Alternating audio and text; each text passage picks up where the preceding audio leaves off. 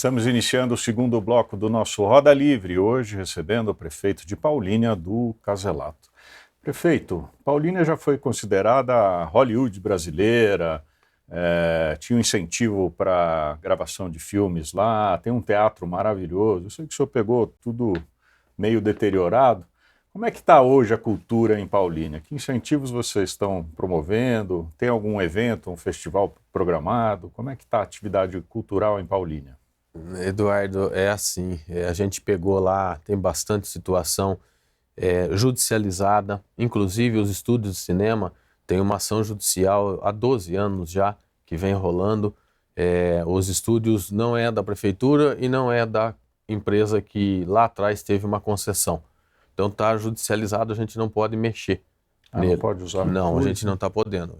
A gente tem investido aí, inclusive essa judicialização, a gente vem conversando já há uns 8 meses, quase um ano, com a empresa que promoveu essa ação, né, contra a prefeitura, e está chegando no finalmente. A gente vai propor agora um acordo junto ao juiz para ver se consegue finalizar com isso. O teatro faz parte desse acordo? Não, o teatro é outra situação. Ele está operando? O teatro também não está operando. A gente pegou lá o teatro com essas alternâncias de prefeito, sumiram vários equipamentos lá de dentro, não tem AVCB, não tem a parte de madeira dele, está todo cheio de cupim. Então a gente está tentando, eu estou já elaborando uma concessão para fazer uma concessão para um terceiro pegar, como fiz do shopping. O shopping também era da prefeitura na época, nós fizemos uma concessão, veio uma empresa de fora, ganhou o certame e hoje toca o shopping.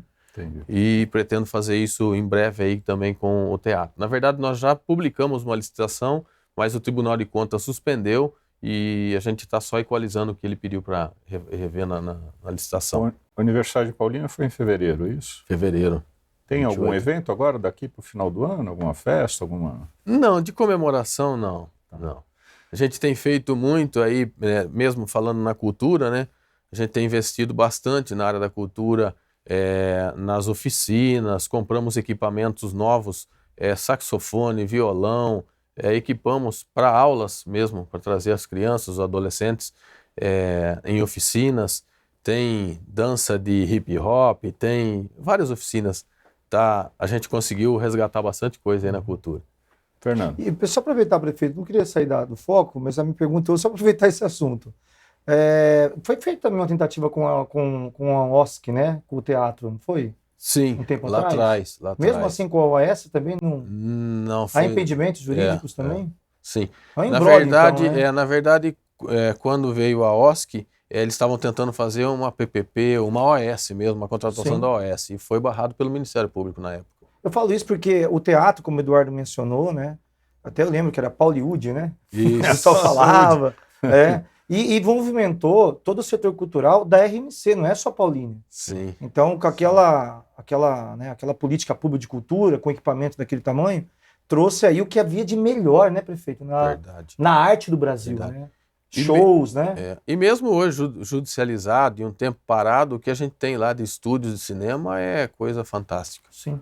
Prefeito, eu tenho que falar isso com todos os prefeitos que passaram por aqui, porque, infelizmente, né, a gente tem até um dito popular que nós, brasileiros, temos a memória curta. Eu não acredito nisso, né? Porque a gente vem de um processo muito, muito, muito dolorido para todo o povo brasileiro e para a população mundial, que foi a Covid.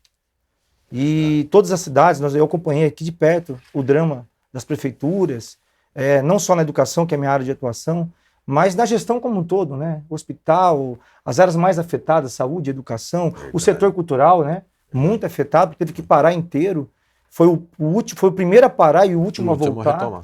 Então não é fácil, né, ser artista nesse país, mas de toda forma, eu vi que teve prefeitos que colocaram muito coração nessa causa. Eu vi alguns depoimentos do senhor naquela ocasião, até um áudio com religiosos e tal, e aquela especulação barata de politicagem, que tudo quer colocar na vala comum da política. E eu vi um prefeito ali com uma capacidade bonita de colocar o coração no sofrimento alheio. E aquilo mexeu muito com o senhor. Então não era só, mas o prefeito agora está aí se lamentando, pedindo oração. Lógico, faz parte, porque o senhor é um homem de fé. né? Tem um ser humano por trás do cargo de prefeito.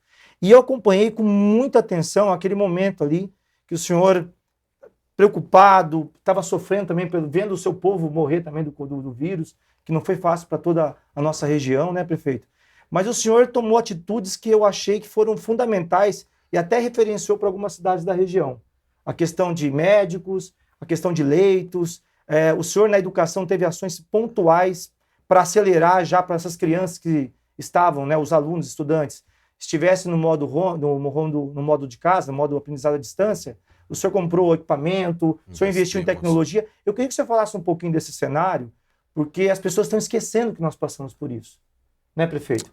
E isso é importante revisitar, porque o senhor foi prefeito na fase mais aguda da pandemia, que não foi fácil. Eu queria que o senhor falasse um pouquinho, pós isso, como é que está a Paulínia hoje, e se Paulínia está pronta para enfrentar os desafios, não só na área de saúde, né, mas também os reflexos da pós-pandemia que tanto impacta a gente ainda. Como a gente começou, né, no começo da conversa, falando do meu 1 ano e 3 meses e o planejamento para que os outros 4 anos fossem bem, né? Quando a gente estava planejando para fazer as coisas, veio a pandemia no colo em 2020. E foi um susto, acredito que não só para mim, mas para todos os prefeitos. Isso era novidade em tudo que é lugar, né? Em todo momento. E não foi fácil, não, Fernando. Confesso que era assustador a gente sair do gabinete, né? O dia todo a gente passa no gabinete, ia à noite, dormia, levantava de manhã e a gente não sabia quantas pessoas tinham falecido e até Nem hoje... dormia, né, prefeito? Nem dormia. Até hoje ainda a gente se emociona aí, porque foi um susto mesmo, sabe? Foi uma coisa assim, era assustador. Sim. E se falava em compra de caixão, em compra de saco plástico, e era só esses comentários, sabe? Toda a reunião a gente morte fazia... era pauta, né, prefeito? A reunião a gente fazia diariamente com o grupo do Covid, né? E só se falava no pior cenário, a gente só pensava no pior cenário. Mesmo a gente sabendo do potencial que é a cidade, da arrecadação que tem, o dinheiro que tem a cidade, e você ter que comprar respirador e não ter o respirador no comércio, você ter que investir na saúde e não ter equipamento, sumiu do comércio, não tinha como comprar. Isso era uma, assim, deixava a gente impotente, sabe? Você falava, poxa, se fosse falta de dinheiro, mas não é falta de dinheiro. Sim. E isso foi assustador mesmo. Sem contar o oportunismo, né, prefeito? Que muitas pessoas, né, e não é a política, porque a política é boa. Na politicagem, se utilizando desse aspecto tão terrível para as famílias. Eu lembro que o senhor se emocionou várias vezes com esse processo, de vendo os seus, né, o povo da sua cidade sucumbir àquele vírus. Até jovens, né, prefeito? Não era só idosos, né? E toda a vida tem importância, né? Com certeza. Mas de gente usando isso de forma tão irresponsável, né? E o senhor fez esse enfrentamento também, né? Muita gente se aproveitou da situação, Sim. Muitas empresas se aproveitaram da situação. Se quisesse comprar, até conseguia comprar, mas você tinha que pagar antes, sem receber o equipamento. Um valor altíssimo, né? Exato, 3, 4 vezes mais, Sim. enfim. Mas mesmo assim, foi um aprendizado. Graças a Deus, ocorreram mortes, não teve condição, né, de não ter... Paulínia tem um hospital municipal? Temos um hospital municipal. Hoje o hospital, com toda essa questão da pandemia, a gente investiu muito.